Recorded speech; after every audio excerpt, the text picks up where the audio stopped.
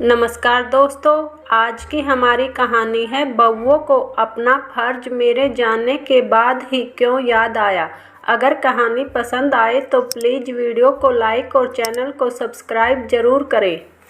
आज सरला देवी ने हमेशा के लिए आंखें मूंद ली। घर में कोलाहल मच गया। ऐसा कैसे? अब तो तबीयत संभलने लगी थी, लेकिन ईश्वर के सामने किसकी चली है। बस एक क्षण में सरला देवी है से थी हो गई। अपना बड़ा पूरा परिवार छोड़कर, 2 बेटे सुधीर और विनय, 2 बहुएं सुमन और किरण, उनके 3 पोते पोतियां, उनका सारा जीवन संघर्ष में ही बीत गया।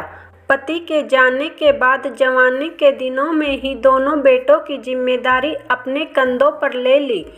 किसी से कोई मदद की आस नहीं रखी, खुद ही मेहनत की। पढ़ी लिखी तो नहीं थी, पर सिलाई में बहुत निपुण थी। बस उसे ही अपनी आजीविका बना लिया। शादी ब्याह के मौसम में घरों में खाना बना लिया। सर्दी में स्वेटर बुनना, सूत काटना, पूजा की बत्ती बनाकर दुकानदारों को बेचना, जैसे छोटे छोटे कामों से रोज के खर्च पूरे करती। और थोड़ी सी गांव की जमीन जो बटाई पर दी हुई थी, उसकी कमाई से बच्चों की पढ़ाई का खर्च निकलता। कुल मिलाकर बहुत ही सूक्ष्म में जीवन जिया। बेटों ने भी माँ का बखूबी साथ दिया। 10वीं पास करते ही मोहल्ले के बच्चों को ट्यूशन पढ़ाने लगे थे। कभी मोटरसाइकिल की जिद भी नहीं की, हमेशा साइकिल से ही स्कूल और फिर कॉलेज भी जाने लगे।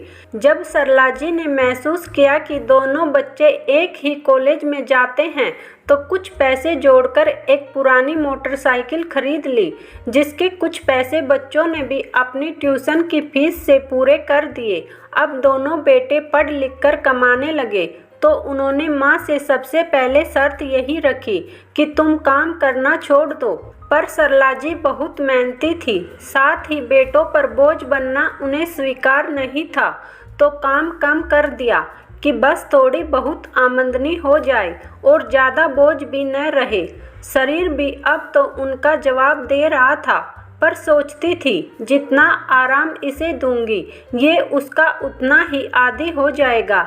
इसलिए जब तक हाथ पैर चलते हैं, थोड़ा बहुत तो करती रहूं। दोनों बेटों की शादी भी कर दी। बहुएं भी बहुत अच्छी आई, हर बात माँ जी से पूछ कर ही करती। सरला जी ने परिवार में पोते पोतियों के होने के बाद से काम करना भी लगभग बंद सा ही कर दिया। अब आंखों से भी उतना दिखाई नहीं देता था। बस थोड़ा बहुत स्वेटर बुन लेती और गर्मी के दिनों में जवे तोड़ लेती, जिसके लिए उनका अनुभव ही काफ़ी था। बिना देखे ही दोनों काम कर लेती थी। एक दिन अचानक से पेट में बहुत तेज दर्द हुआ। आवाज़ लगाने की भी हालत नहीं रही। बच्चों ने खेलते समय दादी को देखा तो डर गए और भागकर सबको बुला लाए। सरला जी लगभग बेहोश सी हो गई थी। डॉक्टर को बुलाया, उसने कुछ टेस्ट बताए और आराम करने की सलाह देकर चला गया। 2 दिन बाद रिपोर्ट आई, उसमें खतरनाक बीमारी ट्यूमर, जो अब कैंसर के रूप में पनप रहा था। देखकर ही दोनों बेटों के पैरों तले जमीन खिसक गई। कहाँ तो उन्होंने सोचा था अब माँ को जीवन की हर खुशी देंगे, उसके सारे शौक अब हम पूरे करेंगे, पर अब तो जीवन का ही कोई भरोसा नहीं रहा। घर में मातम सा छा गया। डॉक्टर ने कीमोथेरेपी करवाने की सलाह दी, पर उसके लिए पैसों का नाम सुनते ही दोनों बहुएं चिंताग्रस्त हो गई। अब कैसे होगा? पर बेटों ने ठान लिया था कि माँ को ऐसे तो खोने नहीं दे सकते। 15 दिन बाद का समय डॉक्टर ने कीमोथेरेपी के लिए निश्चित किया, जिसके लिए पहले से कुछ दवाई और इंजेक्शन भी लगने जरूरी थे। सुमन और किरण ने सोचा ऐसे तो घर पूरा ही बर्बाद हो जाएगा, लेकिन दोनों ही ये अच्छे से जानती थी कि बेटों के लिए इस समय अपनी माँ ही सबसे ज़्यादा महत्व रखती है। ऐसा न हो कि दोनों का ही बोरिया बिस्तर बाहर कर दिया जाए, इसलिए चुप रहना ही सही समझा। महीने में 2 बार सरला जी की कीमोथेरेपी होती और दोनों ही ईश्वर से प्रार्थना करती कि ये आखिरी हो, पर ऐसा नहीं हुआ। 4-5 थेरेपी के बाद सरला जी की स्थिति में सुधार आने लगा, पर अब वे बहुत कमज़ोर हो गई थी। शरीर बस हड्डियों का ढांचा बन गया था। रही सही कसर शरीर में रोज के होते बदलाव ने पूरी कर दी। कभी दस्त तो कभी कब्ज, कभी खाने का मन करता तो कभी पीने का, कभी मीठा तो कभी चटपटा। दवाई के शरीर में चढ़ने से अपने अंदर से एक कड़वाहट सी का एहसास होता, इसलिए कभी उसे मीठा खाकर कम करती तो कभी खट्टा।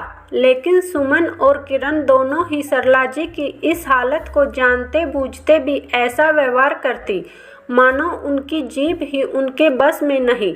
पर कभी सुधीर और विनय के सामने इस बात का आभास भी न होने देती कि उन्हें माँ जी की सेवा करना दिन प्रतिदिन भारी पड़ रहा है।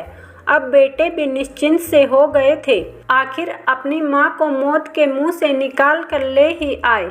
साथ ही डॉक्टर ने नियमित चेकअप और कुछ जरूरी दवाई दी और हल्की सी भी परेशानी होने पर उसे नज़रअंदाज न करने की सलाह दी। सुमन और किरण को तो मानो ऐसा लग रहा था माँ जी अब कभी मरेगी ही नहीं, बस सारी जिंदगी इनकी सेवा ही करनी पड़ेगी। दोनों बेटे सुबह जल्दी ही ऑफिस निकल जाते और बच्चे स्कूल। अब धीरे धीरे उन्होंने सुबह की चाय समय पर नहीं देने का नियम बना लिया। कभी किरण ऐसे दिखाती, मैंने सोचा भाभी ने दे दी होगी। कभी सुमन कहती, क्या किरण ने अभी तक चाय नहीं दी, अगर कोई लाती भी तो माँ जी के उठने के घंटों बाद देती। सारा घर का काम समेटने में लग जाती, जबकि दोनों अच्छी तरह जानती थी कि सुबह ही एक दवाई जो उठते ही नाश्ता करके लेनी है, उसके बाद 3-4 घंटे बाद दोपहर की दवाई भी। लेकिन सुबह के चाय नाश्ते में इतनी देर कर देती, कहती ये सुबह की दवाई रहने दीजिए, थोड़ी देर बाद दोपहर की ही ले लीजिएगा। अब तो आप सही हैं, क्यों बेवजह इतनी दवाई खाती हैं। लेकिन दोपहर का खाना बच्चों के स्कूल से आने के बाद ही बनेगा। अब बार बार क्या तवा कढ़ाई चढ़े। पर बच्चे आते बहुत देर से। माँ जी कहती, बहू तब तक कोई फल ही काट दे, बहुत भूख लग रही है, आते सिकुड़ रही हैं। थोड़ा थोड़ा ही खाया जाता है, एक साथ ज़्यादा मुझे हजम नहीं होता। ठीक है माँ जी, कहकर जैसे ही एक फल काटने जाती, दूसरी उसे फिर से रोक देती। क्या कर रही हो, अब फल खा लेगी तो भूख मर जाएगी, फिर खाना कब खाएगी, तो बहू खाना ही दे दे। हाँ माँ जी, बस बच्चे आते ही होंगे, जल्दी से एक साथ ही बना दूंगी। माँ जी अब धीरे धीरे समझने लगी थी कि अब उनका जीना इन पर भारी पड़ रहा है, लेकिन खुद के हाथ से मरना भी तो नहीं था। फिर बेटे भी दिल जान से चाहते थे। उन बेचारों को तो पता भी नहीं कि उनकी माँ के साथ क्या हो रहा है। कभी कभी सरला जी को इतना गुस्सा आ जाता, सोचती आज तो कह ही दूंगी, फिर अगले ही पल सोचने लगती, क्यों इनके बीच में खटास डालूं, मेरा जीवन बचा ही कितना है, 4-6 महीने, बहुत हुआ तो बस साल भर। अब इन बेचारों के मन में अगर अपनी पत्नियों के लिए कड़वाहट आ गई तो मेरे जाने के बाद भी वो नहीं बरेगी। लेकिन दिन प्रतिदिन सुमन और किरण का बर्ताव बुरा होता जा रहा था। जहाँ पहले हर रोज माँ जी के कपड़े बदले जाते, अब तो 3-4 दिन हो जाते बदले हुए भी। कभी अगर सरला जी कह देती कपड़े बदलने के लिए तो बहुत बड़ा सा पाउडर का डिब्बा लाकर सिराने रख जाती, इसे लगा लीजिए बदबू नहीं आएगी। नहाए हुए तो हफ्तों हो जाते।